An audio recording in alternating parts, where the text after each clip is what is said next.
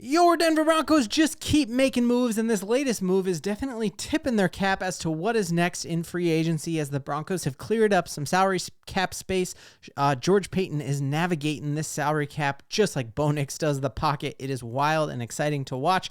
We get more updates about the Chargers just picking guys up off the scrap heap, and it makes me really happy, and my bracket's busted, so I need this happiness. If you're new to the channel, I'm a diehard Denver Broncos fan named Ben, and it helps me and the algorithm out a ton if you like the Broncos, if you would like and subscribe.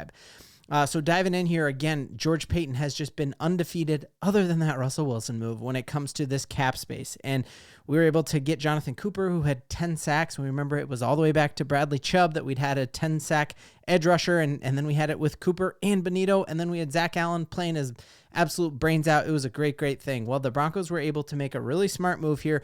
They're able to convert his roster bonus to a signing bonus, and by doing so, we have $3.2 million more in our salary cap space. So according to overthecap.com, we have about $17.5 million in cap space, and we are adding an additional $3.5 million to that. So the Broncos still have about $20 million to play with.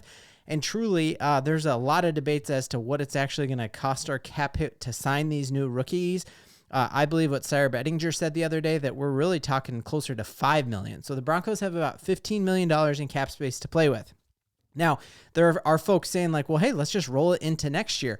And I do not think that is the case. Like, we have already been playing with one hand tied behind our back because of the Russell Wilson move, and we're nowhere near close to being like, well, we'll show you how good we are. We don't even need to use all the cap space that we have. I think we are poised to make a move, and that becomes, there's a bunch of guys who we could make a move, but I think that actually becomes even more likely when you look at the other thing that happened today, and that is the fact that the Broncos are losing Lil Jordan Humphreys, and there's a lot of debate back and forth on Broncos Twitter as to people saying like he's the best Bronco ever and he was fantastic and how's our offense going to run without him, and then people who could not stand him. There was that moment in the Ravens game when off of a catchable ball, Bo Nix threw an interception, and it felt like we never were in that Ravens game after that because of it. But for the most part, I was a big fan of Lil Jordan Humphreys. I don't think he's an elite receiver by any standard, but he ended up choosing the New York Giants, and his agent came out and said the reason he chose the Giants wasn't because he had any bad blood whatsoever for the Broncos. He just felt like there were a lot more opportunities with the Giants. Outside of Malik Neighbors, they don't have a good receiving core, and we've heard Sean Payton say time and time again, he's happy with this receiving core. So good for Lil Jordan Humphreys to go and get that, but if you take a look at it, Andrew Mason came out and made a great point here that half of our offensive snaps last year, you had Lil Jordan Humphreys in. We kept him, Sean Payton kept him over a Tim Patrick, and so Sean Payton absolutely loved him and his ability to be a blocking wide receiver. So the fact that, and then you have Nate Jackson say, hey, he started 7 games last year and was an incredible blocker, and who knows more about like what it takes to play wide receiver and what Sean Payton wants than Nate Jackson, who played in the league for a long time. And I absolutely love Nate Jackson, and he's one of the most entertaining radio dudes for sure. Love him. So with the Broncos clearing up cap space because of Jonathon Cooper and because of letting Lil Jordan Humphreys go, we are in a spot now where I think the Broncos are poised to make a move. So what are the different moves and what are the different options? We have talked about J.K. Dobbins and the possibility of getting a veteran running back like that, knowing that we don't have Javonte anymore. But the one that a lot of folks are saying now is that if you look at our receiving room, you got Courtland Sutton, a vet, and then you got a bunch of young dudes. Might the Broncos want another veteran wide receiver? We know that the Broncos at least kicked the tires on Cooper Kupp, that it was probably way too rich for their blood, but they at least kicked the tires, meaning Sean Payton might be open to getting a veteran wideout. So the veteran wideouts that are truly still on the board, it's Amari Cooper. He's pictured here in a Browns uniform. Most recently, Amari Cooper played for the Buffalo Bills. We're going to take a look at that. Keenan Allen in that Bears jersey, obviously a longtime Charger. And then we got Stephon Diggs here, played for the Bills for a long time and was a diva, and then got traded to the Texans and got hurt. He probably won't be like himself again until week 8, is everything that I'm hearing. So I think most folks in Denver are saying it's going to be either Keenan Allen or Stephon Diggs who they want. So we talked the other day about how great I think Keenan Allen still has a ton in the tank and would be an amazing compliment. That would be sick. But I want to take a couple seconds here to talk about Amari Cooper and just remember his time in Dallas, his time with the Bills, and he still actually has some left in the tank. So we know he was not on that roster long enough to even get the plays. We're going to take a look at that one in a second here. Very sure-handed receiver, could go up and make some pretty wild plays for sure. But in addition to that, like just a tremendous at creating space. Here was him his last year in Buffalo. And just you try to match him up like in zone coverage. He eats up zone coverage. He can see the zone and where he's going in it.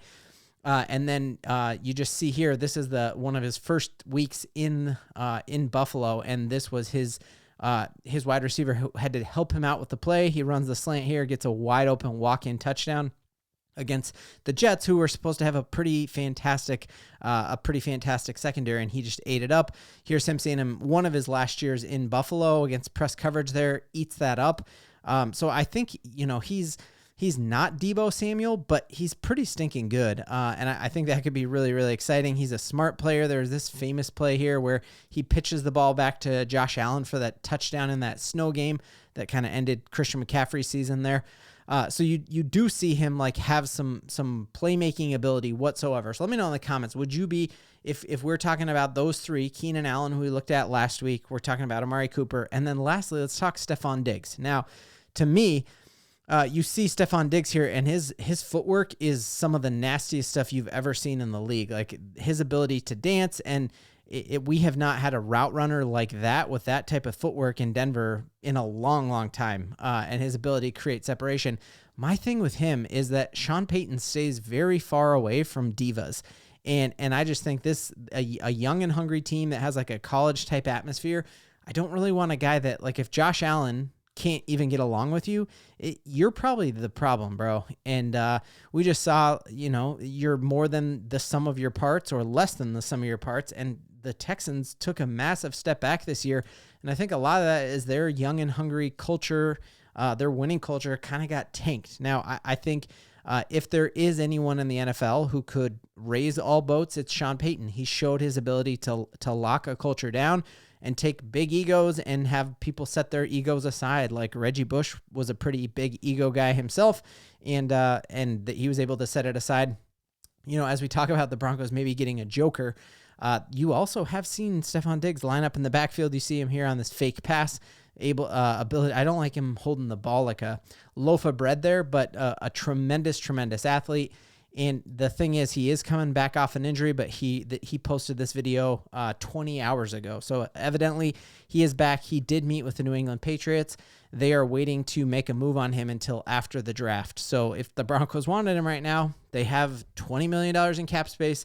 They could make a move for one of these three guys. So let me know in the comments which of those guys would really make you the most excited as we talk about how much it would end up costing.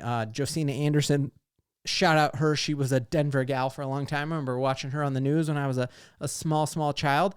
Brandon Cooks, who I think is going to be a very similar deal to what any of these guys get. Brandon Cooks might actually end up getting more because he got signed before them. We saw Cooper Kupp sets the bar, and then every day that progresses and gets closer to the draft, I think those wide receivers are going to cost less. He got a 2-year, $13 million deal with the Saints. And so you're talking, man, you do a 2-year, $12 million deal for Amari Cooper, sign me up. Like, I'd be really excited. 2-year, $12 million deal for Keenan Allen. I'd be wildly excited about it. Truly, I trust Sean Payton to make that choice way more than I trust myself. But I bet I could take Sean Payton in Madden, or if we're just shooting hoops, for sure. Last thing that I want to just put to death here is a Pro Football Focus reporter came out and made the case that the Broncos are actually in the market to trade for Pickens. Now, we remember Pickens has been rumored to go to the Vegas Raiders.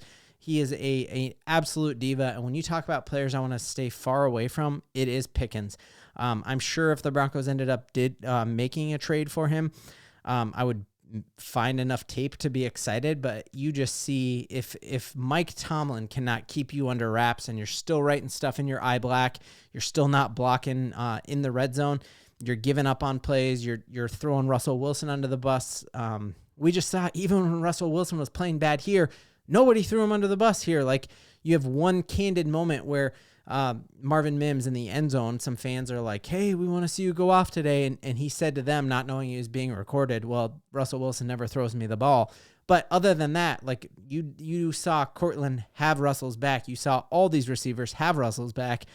So the fact that Pickens didn't have his back, I just think that although it is very likely, according to NFL insiders, that he is going to be traded, Broncos, let's stay away. Let's go for either Diggs, Amari Cooper, or Keenan Allen. And I think my order, if I was picking, I think Keenan Allen and Courtland Sutton are very similar in their type of route running, whereas Amari Cooper is truly a slant god, a lot like Michael Thomas. So he adds something that Courtland doesn't. Whereas Keenan Allen, very similar to a Devon Bailey, very similar to a Courtland Sutton. So I think my order would go Amari Cooper, Keenan Allen, then Stephon Diggs. And only if Stephon Diggs agrees that, hey, Sean Payton runs the show, Bo Nix is the truth, and you do whatever he says, okay? Last thing that just made me smile, even though my bracket was busted here, is that watch out, guys. The Chargers got their tight end, and it's Tyler Conklin. Nobody knows who he is. He's probably on the bench in your fantasy football league, and that is great because we know the Chargers wanted Evan Ingram, but guess what? Evan Ingram wanted your Denver Broncos, and he wanted them because the future is so bright, guys, and it's something that we all got to believe in.